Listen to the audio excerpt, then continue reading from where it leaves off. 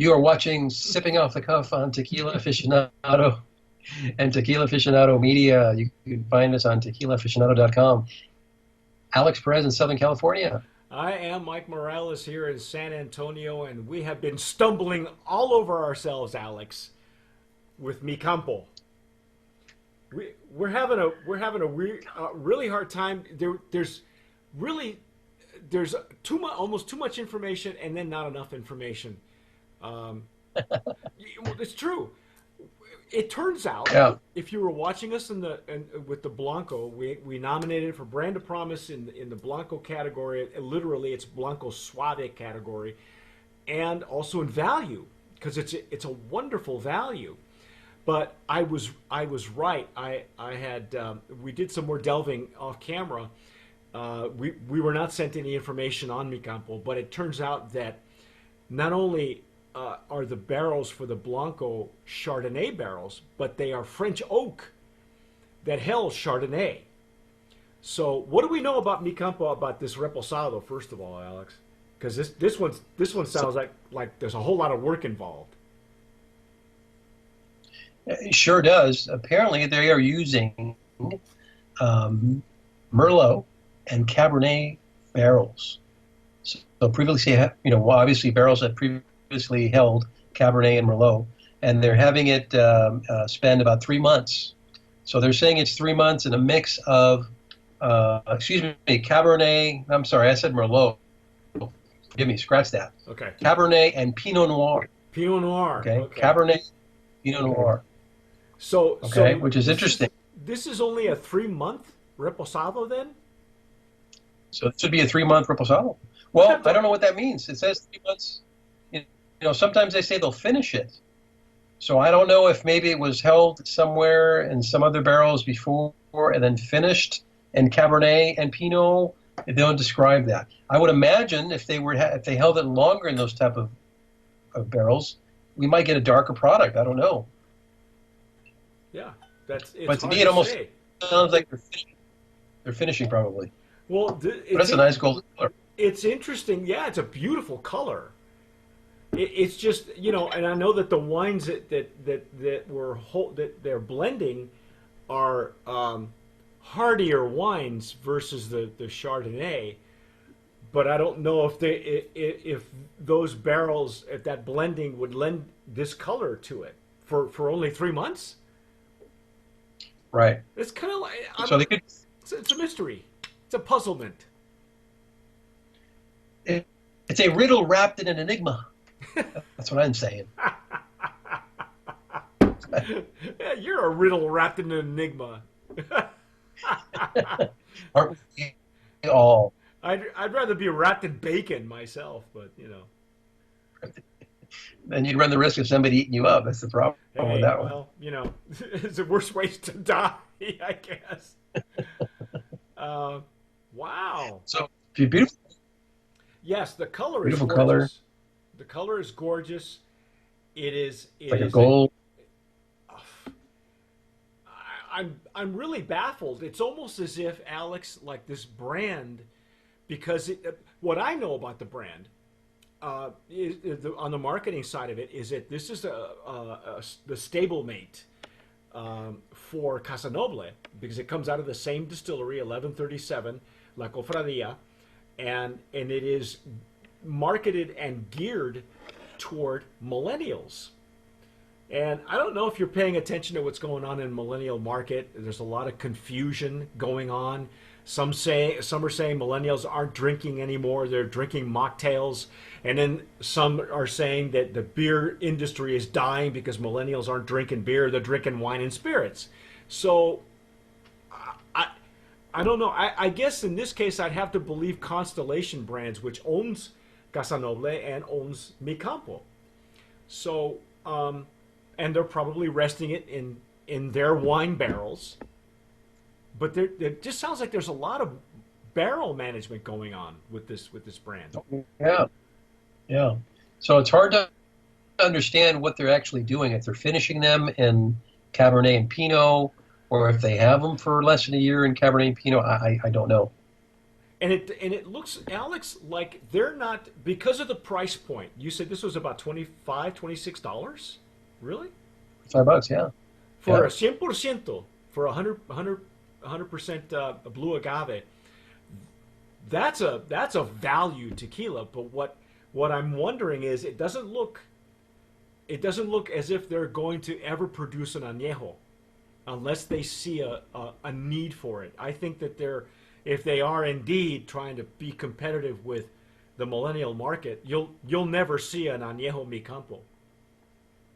I could be wrong, but I don't think so. At least not right now. Well, you never know. You never know. I mean, Look how dark the this is, añejo. Alex. Though there are Oh, yeah. añejos that are this dark. They might do it in terms of price points. Your Casa Noble añejo is a $70 range. Yeah, but then it's completely out of a millennial's price range.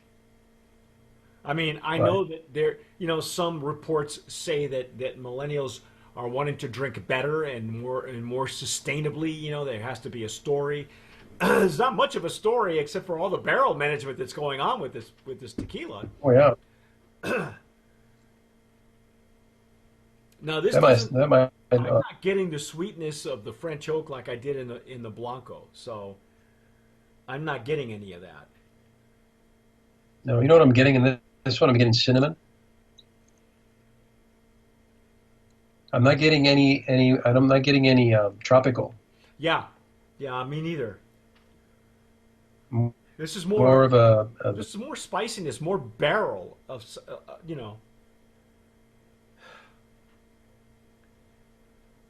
yeah, I'm getting cinnamon. Obviously, the agave is still there. A little bit of pepper, the oakiness.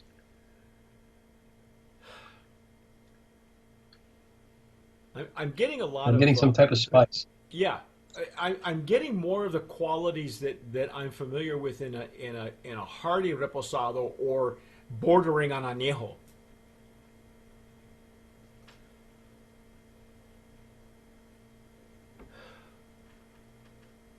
Nice. It's kind of nice nose though. But it's complex. Yeah, and it's also very different from the Blanco as well. The nose is completely different from the Blanco, and it's supposed to be, but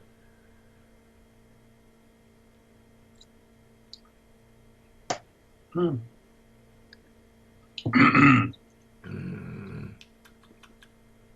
oh, And it's spicy. yeah, on the back of the palate. That's like a Not hot bad. cinnamon, black pepper. Oh Definitely. wait, it's almost like cloying. It's almost like, no, not cloying. I'm sorry. It's like clinging to the sides of my cheek, the sides of my palate. It's weird. I don't get anything in mid palate, but it's all on the sides and to the rear of the finish. I get like a butter. Maybe so, man.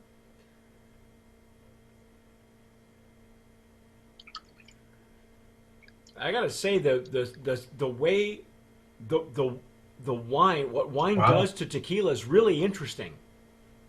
It is.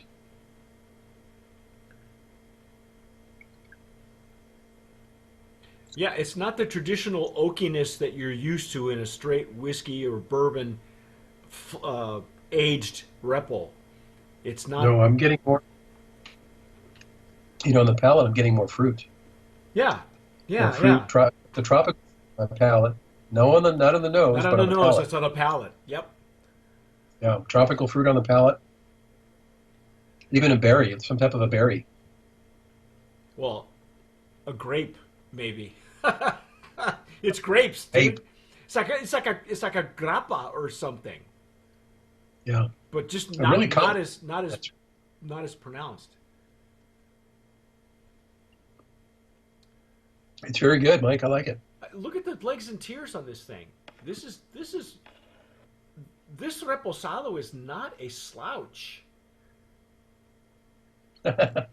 Well, see, the thing is, the complexity that I noticed in the Blanco was more on the nose and then try to decipher what I was tasting versus what I was smelling. This one, the complexity is in the flavor. Wow.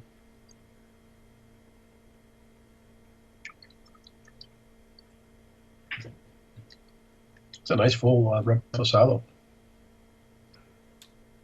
It's got some great body to it. The legs and tiers, they just sheet right down. They're not clingy at all. So there's not a lot of glycerin, if any, except for what happens in distillation naturally. But I'm getting some. It's runny, and not that that's a bad thing. I think that's due to the wine. You know what I'm getting to? It's like green olive. Just a touch of green olive. Yeah.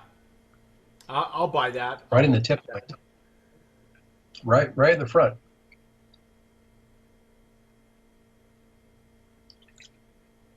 It was right in the front. What are you getting at mid palate? Are you getting fruit or are you getting something else? Because it's almost I'm like getting tropical. See, and I got that more toward the rear and sides of my palate as opposed to mid palate.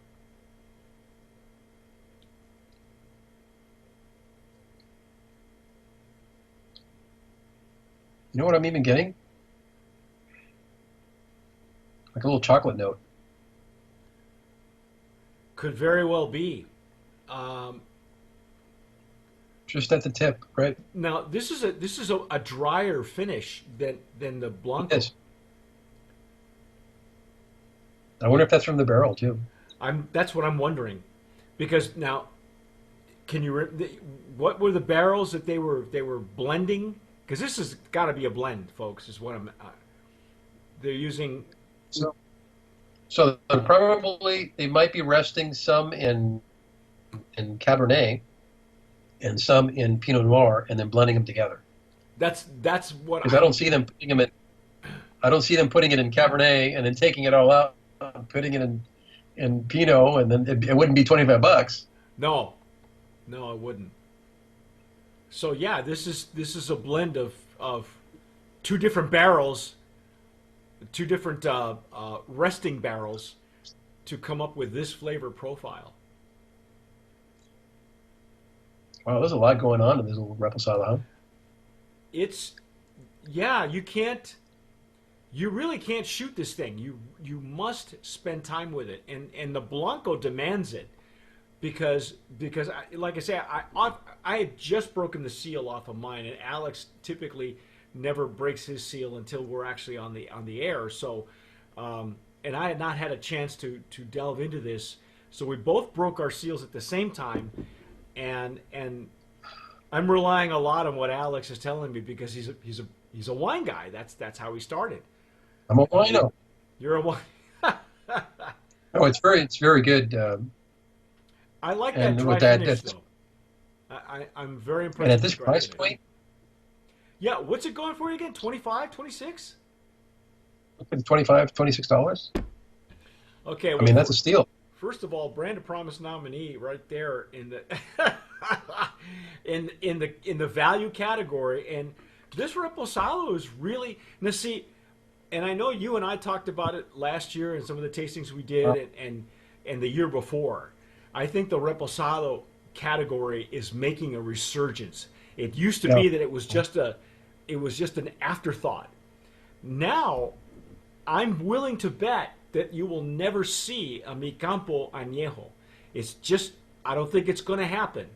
I think that they're trying to narrow the category, because Añejos typically, oak heads lean toward Añejos with more disposable income, and Right. this isn't. We know that this brand is geared toward millennials, and the millennial will only spend so much. Yeah. So they're 25, they're 35. yeah, they're trying to give them the best of both worlds in this repo, and I'm really impressed, man. I actually like the repo much better than I did the Blanco. Yeah. Wow. I found another flask, another bottle worthy of my flask. The Yeah, because that body heat just warms it right up to body temp. Of course, Yeah. depending on where if you have it close to your heart or Depending on where you, yeah, yeah, or on your depends on hip. the venue. On the venue, that depends where I put it. The Hollywood Bowl. Right. It goes right in here in the jacket pocket.